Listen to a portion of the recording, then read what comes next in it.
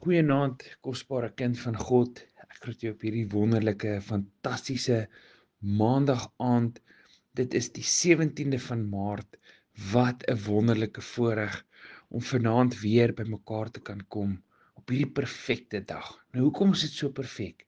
Want dis die dag wat God geskape het vir my en vir jou.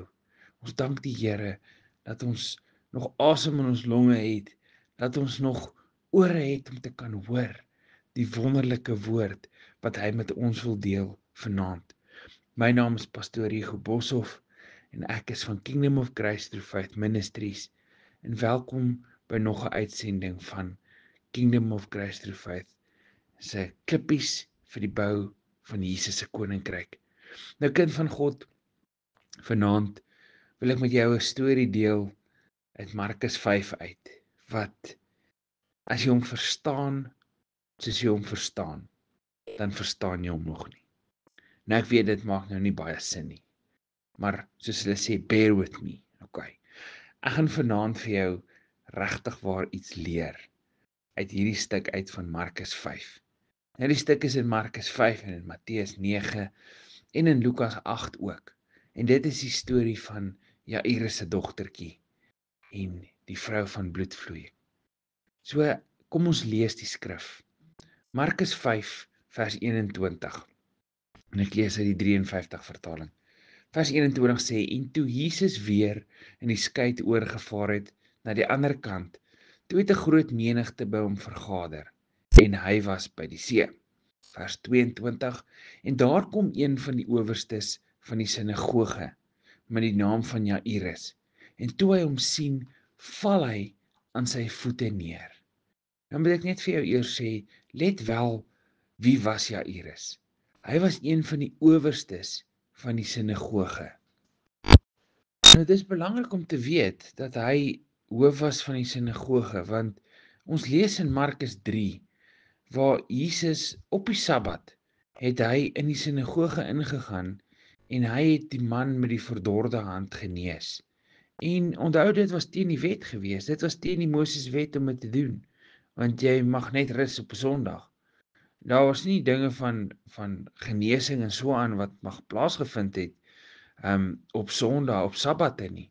So nou hier is die ding dat Jesus het alreeds hulle het letterlik uitgegaan, hy en die disippels uit die sinagoge uit, want hulle het op die Sabbat het hulle genesing toegedien. So ekskuus tog nie te lank daarna nie.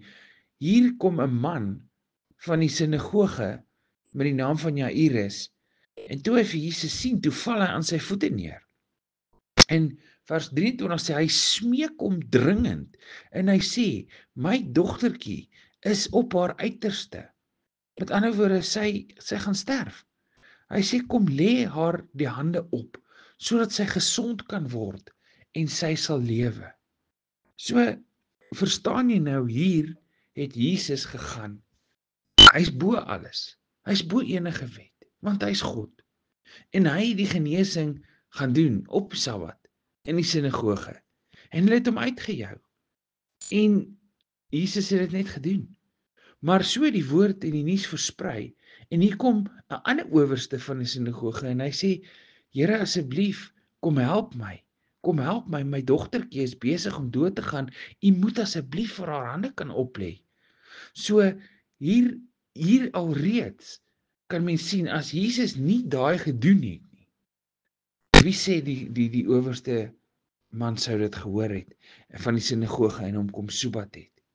Okay, so nou vers 24 sê vir ons en hy het saam met hom gegaan en 'n groot menigte het hom gevolg en hom verdring.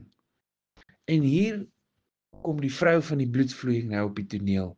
Vers 25 en 'n sekere vrou wat 12 jaar lank bloedvloeiing gehad het en veel onder baie geneeshere gelei het en aan al haar besittings uitgegee het sonder om enige baat te vind, maar eerder erger geword het Jesus van haar gehoor en onder die skare van agter gekom en sy kleed aangeraak. So hier's hierdie vrou wat 12 jaar lank aan bloedvloeiing gelei het. Nou, sy het nie net aan bloedvloeiing gelei nie. Sy was 'n outcast gewees. Dit met ander woorde, sy mag nie met enige iemand te doen gehad het nie, want sy was onrein vir 12 jaar lank. En as jy nou die Moseswette gaan lees in Deuteronomium en Levitikus en so aan, sal jy sien dit was 'n groot storie gewees. Dit was 'n groot storie gewees. En sy was onrein gewees. So sy was soos 'n melaatse. Mense het sirkels en kringe om haar geloop. Sy mag nie in publieke plekke verskyn het nie. En om dit erger te maak, as sy geloop het in die straat en iemand kon dit weet, dan het hulle dit geskree. Hulle het geskree, onrein, onrein, onrein, om ander mense te waarsku. Dink net vir 'n oomblik hoe daai vrou moes gevoel het. Want jy weet ook, moet jy verstaan dat vrouens in daai tyd het absoluut niks beteken nie. Niks. Die vrou het nie 'n sê gehad nie. Die vrou mag nie vir die man raad gegee het om iets te doen nie. Die vrou was niks. En om dit erger te maak, nou het hierdie vrou nog hierdie siekte ook. En dit moes 'n verskriklike ding gewees het vir haar. En as mens nou net kan dink vir 'n oomblik, probeer dink hoe sterk hierdie vrou se geloof moes gewees het. Wat never mind 'n man probeer aanraak het nie, maar probeer het om 'n rabbi aan te raak, 'n leermeester. Want dit was wie Jesus was. Hulle het hom gesien as 'n leermeester. So tipe van 'n geallieerde, as jy nou kan dink aan die hiërargie van daai tyd. Nou, hierdie vrou het besluit, maak nie saak wat nie. Al verloor sy nou ook haar lewe vandag. Sy sal vandag deurbeur, deur hierdie crowd, deur hierdie groep mense, en sy sal absoluut, sal sy aan Jesus raak op een of ander manier. En hier het sy dit gedoen. Die woord sê sy het so lank onder geneeshere gelei. Sy het al haar besittings uitgegee, sonder om enige baat te vind, maar eerder erger geword.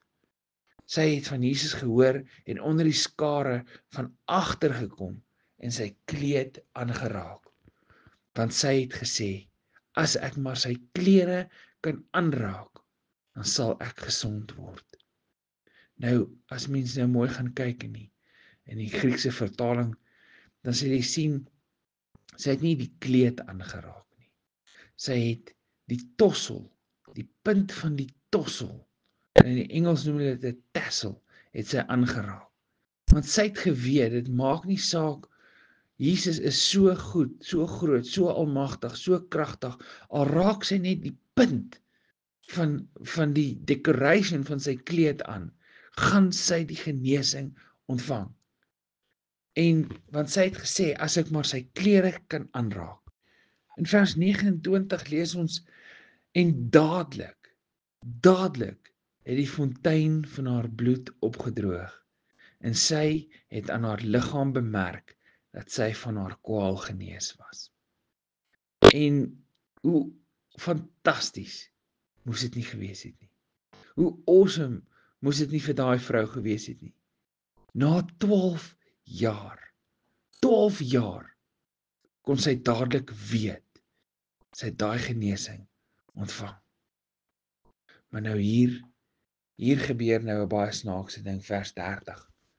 En dadelik, toe Jesus in homself die krag gewaar word, wat van hom uitgegaan het, draai hy om onder die skare en sê, wie het my klere aangeraak? So, vers 31, sê die disippels antwoord hom, en hy sê, u sien dat die skare u verdring, en u sê, wie het my aangeraak? En dit is vir my so, dis hoe ek dit interpreteer is, daar's so baie mense, weet, dis 'n hele bondel mense, dis 'n crowd, en dis 'n hele skare mense, en hier loop hulle probeer deurdring op pad na Jairus se huis toe, na sy dogtertjie toe, en hier ewe skielik stop Jesus in die middel van hierdie warboel, en hy sê, wie het my aangeraak? En die disippels het hom seker so aangekyk en gesê, maar hoe kan u dit sê? Almal raak hier aan. Daar's so baie mense, almal raak hier aan. Maar dit is alles deel van Jesus se plan gewees. Dit was alles deel van sy plan. En vers 32 sê, toe kyk hy rondom om haar te sien wat dit gedoen het. En hy sien haar raak, want natuurlik, Jesus is alomwetend, want hy is God, en hy het geweet dat sy dit gaan doen. En hy kyk haar, en hy sê vir haar, die vrou het toe nou gevrees, lees ons in vers 33, sy het gevrees en gebeef, en omdat sy wis wat met haar gebeur het, sy kom toe en val voor hom neer, en vertel hom toe die hele waarheid. Nou daai is 'n baie belangrike vers, die hele waarheid. So sy het haar sondes kom bely voor Jesus. Sy het gekom en gesê, Here, hier is ek, vergewe my asseblief, ek het gesondig, Here, maak my vry, vergewe my. Vers 34 sê Jesus vir haar, dogter, jou geloof het jou gered. Gaan in vrede en wees van jou kwaal genees. Hoe wonderlik, wonderlik is hierdie storie nie. Jy weet dat sy so lank het sy met hierdie ding geloop, en sy het naderhand opgegee, ek is seker daarvan. Maar sy het in haar gehad geloof. Geloof, geloof, geloof. Soos Hebreërs 11 vers 1 vir ons sê, wat is geloof? Geloof is die absolute vertroue in die dinge wat ons nie kan sien nie. Want te midde van alles het sy geglo, maak nie saak wat nie, sy moet aan die soem van sy kleed of die punt van die tossel moet sy gaan raak hierdie dag van vandag. Maak nie saak wat gebeur nie.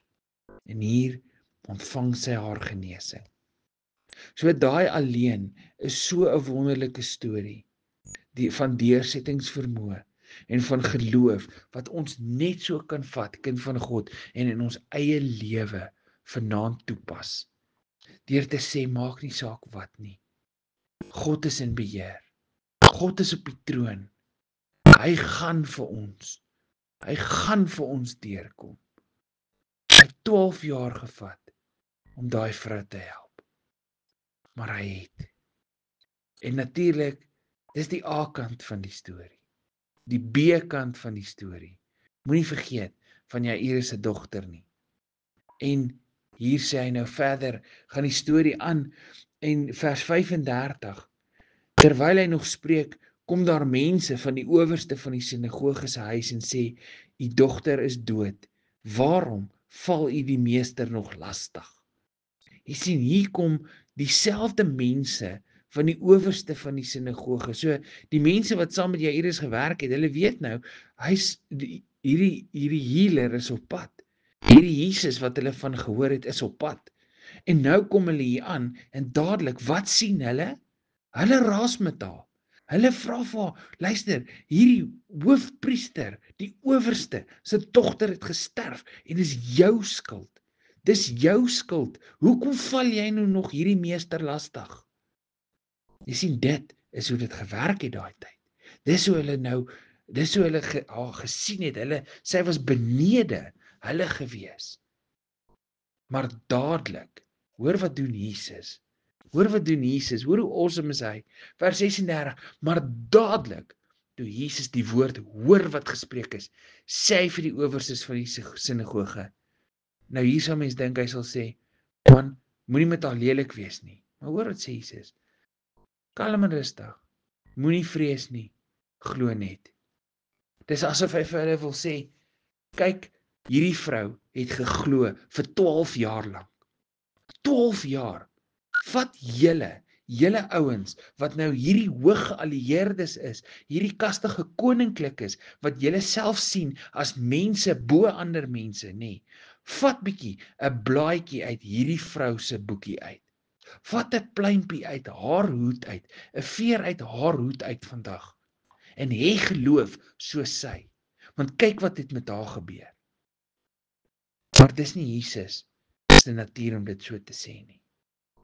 Hy het net gesê, moenie vrees nie, glo net.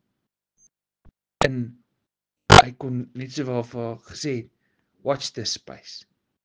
So vers 37 lees ons, en hy het toe niemand toegelaat om saam met hom te gaan nie, behalwe Petrus en Jakobus en Johannes. Dis nou die broer van Jakobus. In vers 38, hy kom in die huis van die owerste van die sinagoge en sien 'n rumoer. Mense wat baie ween en huil. So wat die instelling was daai tyd, dat as iemand dood gegaan het, moes hulle die mense gekry het wat kom. Hulle het 'n spesifieke naam gehad. Sien, hulle was professionele roubetoners gewees. Dis wanneer hulle mense, die owerstes of die ryk mense het mense gehuur om te kom huil by begrafnisse en so aan. En so toe Jesus nou inkom, toe sien hy nou hierdie klomp mense daar staan en ween en huil en geraas gemaak eintlik. En toe hy binne gaan, vers 39 sê hy vir hulle, waarom gaan julle so te kere en ween julle? Die kind is nie dood nie, maar slaap. Vers 40 sê, en hulle het hom uitgelag, maar hy het almal uitgedryf en die vader van die kind saamgeneem en die moeder en die wat by hom was en ingegaan waar die kind lê. Toe Jesus het ingekom en hy hoor hierdie geraaste kere gaan en hy sê vir hulle, wat maak julle? Hy sê, julle raas hierso, die kind slaap man. En wat doen hulle? Hulle lag. Want hulle weet mos nou, sy's dood. Die kind is dood. Hulle lag vir Jesus. En Jesus het hulle uitgejaag en hy vat die ma en die pa en sy disippels wat hy saamgenooi het en hy gaan in die kamer in vers 41 sê, toe gryp hy die kind aan die hand en hy sê, vir Talita kumi, wat as dit vertaal word beteken, dogtertjie, ek sê vir jou, staan op. Vers 42, en die dogtertjie het dadelik opgestaan en begin rondloop. En dan, hier is die sleutel van hierdie hele ding. So hier in vers 42, so amper op 'n kantnota, sê hy vir ons, en die dogtertjie het dadelik opgestaan en begin rondloop, want sy was 12 jaar oud, en hulle was uitermate verbaas. Nou as mense die eerste keer lees, dan dink jy, okay, sy het opgestaan en sy het begin hardloop, want sy was 12 jaar oud. Nee, nou wat as sy 13 was? Sy is nog steeds opgestaan het. Maar sy moes 12 jaar oud wees vir 'n rede. Kind van God, hoor hier vanaand wat ek vir jou sê. Sy was 12 jaar oud. Hoe lank het die vrou aan bloedvloeiing gely? 12 jaar.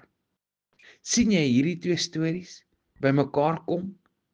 So mooi het Jesus dit beplan. So perfek in sy tydsberekening het hy beplan dat 'n vrou 12 jaar gaan bloedvloeiing moet hê, sodat hy op hierdie regte oomblik by die owerste van die sinagoge se huis kan instap.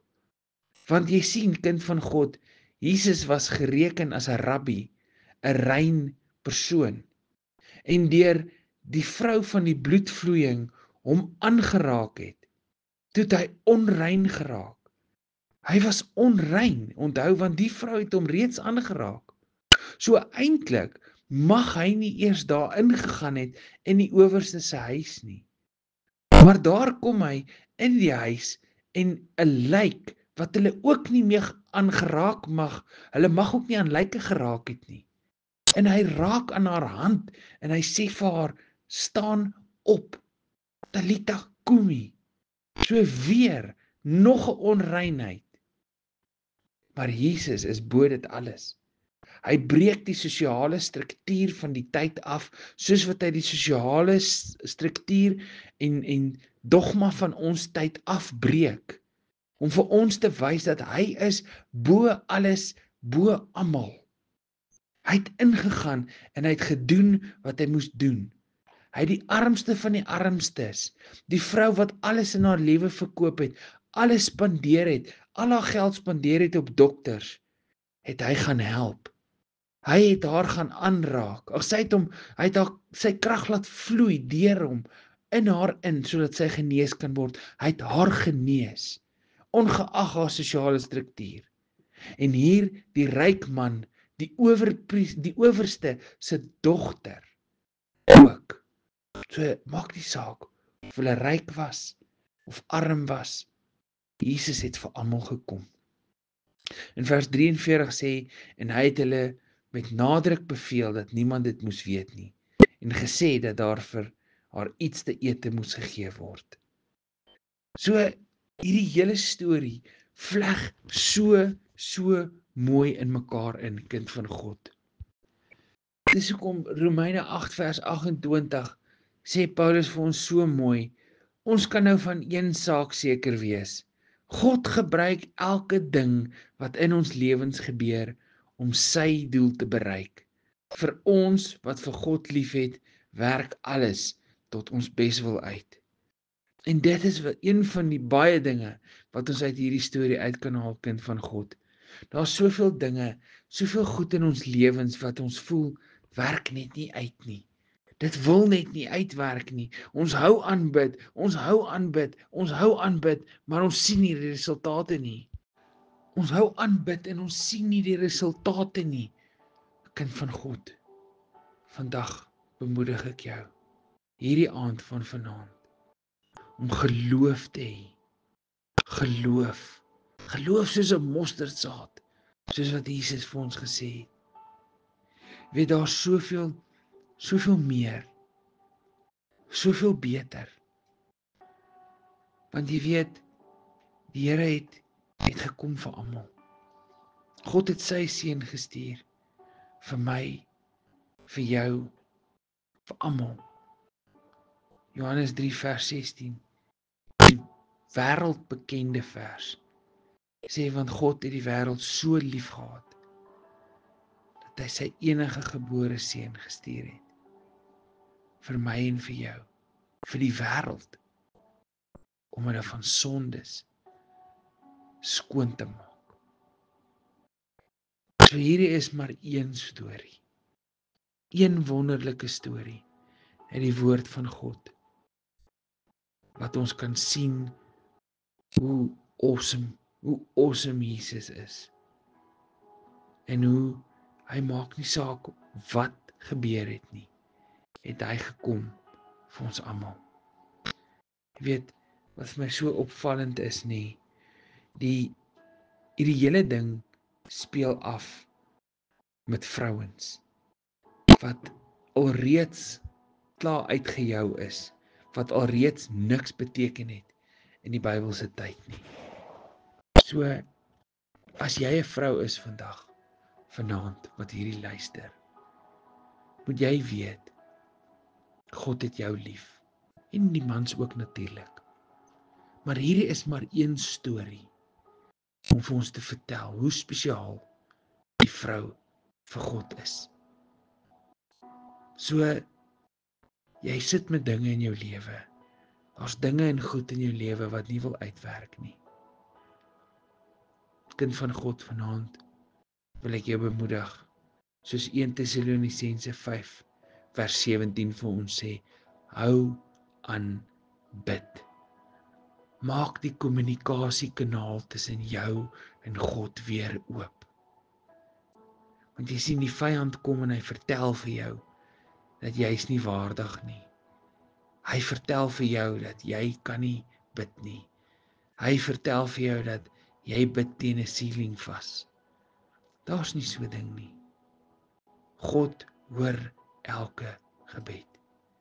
Hy wag vir die perfekte tyd, die perfekte tyd om die dinge in jou lewe te beredder, om die bloedvloeiing te stop in jou lewe.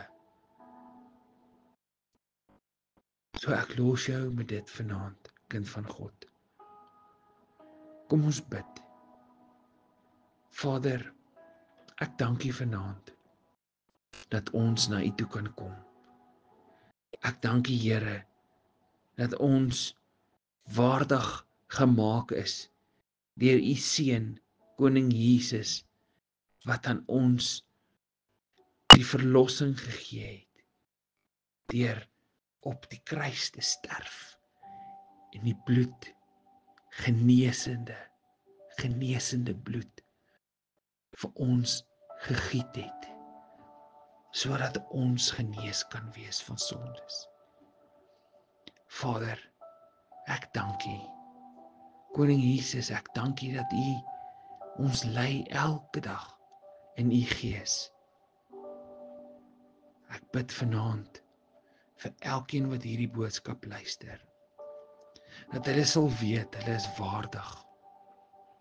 Hulle is waardig om in die naam van Jesus Christus te mag loop en te kan loop. Vanaand wil ek opnuut na U toe kom, Here, en vir U vra, sien elkeen raak. U ken ons omstandighede. U weet wat het ons nodig, nog voor ons dit eers vra, Here. Vra U vanaand dat U ons sal help, dat U ons sal koester, dat U ons rustigheid sal gee, dat U ons kalmte sal gee, dat ons sal geloof hê, Here, versterk ons geloof. Here, help ons dat wanneer ons bid, dat ons sal bid en vra dat U ons sal help. Here, as ons nou op 'n plek is al vanaand wat ons dink, maar ons wil nie meer bid nie, want dit werk nie. Wanneer ons so straks donkies wil wees en sê, ons sal nie meer bid nie, want dit werk nie. Here, laat ons vanaand in ons harte weet, deur U Gees, ons moet aanhou bid. Ons moet aanhou bid. Ons moet aanhou intree vir mekaar. Ek loof U en ek prys U vanaand, Here. En ek dank U, Vader, dat ons na U toe kan kom. Ek dank U, Here, want U is net so awesome, Here. En ons is so lief vir U, Here. Ons is so lief vir U. En ons wil vir U al die eer en al die lof gee wat ons moontlik kan.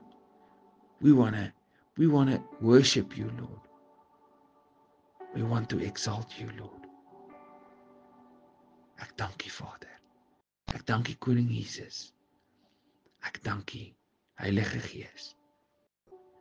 Amen. So kind van God, wees absoluut geseënd.